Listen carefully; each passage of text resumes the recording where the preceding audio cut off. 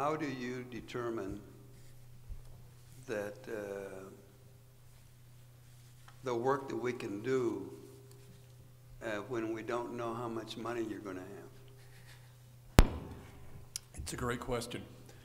What we try and do is place a risk priority on all the work that we're doing, marry that up to the framework agreement and the consent order, and then sit down with our colleagues in Santa Fe with the Environment Department and say, essentially, if we get this much money, we can get this far down the list, and if we get a lot more money, we can get a lot further down the list, and try and establish mutual priorities based on risk and based on cost. But it's a challenge, not knowing how much we have, absolutely. Our highest priority is going to continue to be the 3706 True campaign. We're going to try and hold that harmless regardless of what our budget is. But after that, it can get a little sketchy. Mike?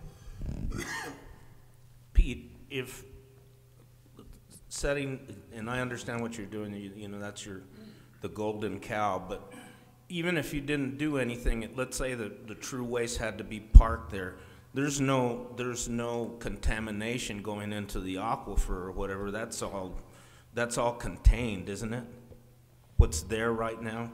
Mike, the true waste that we have is contained. It's on site. It's above ground. But the driver there primarily is the two major fires that we've had in the last 10 years and the proximity that those fires had to where we had this waste above ground, and the opportunity that we could seize to get that waste out of Los Alamos and down to the repository. So that's really the driver. But no, you're right. It's above ground and it's secure. But after the last fire, after Los Conchas, the governor made it real clear that she expected that material to be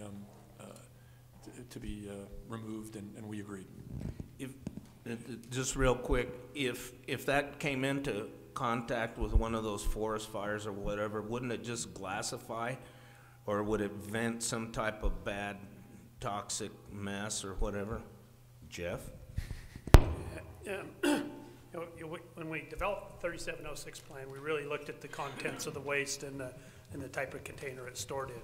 A lot of the waste in Area G that's above ground today is in kind of fiberglass coated plywood boxes. And the waste inside it is anything from old used personal protective equipment to pieces of equipment and things like that.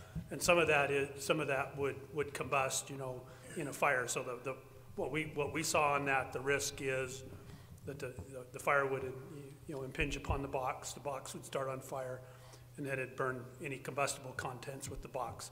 That's the waste we've placed the highest priority to on this 3706 campaign to get the heck out of here. So that's kind of what that hazard is in terms of fire. Okay, so then there would be toxins released into the atmosphere? Yes, sir.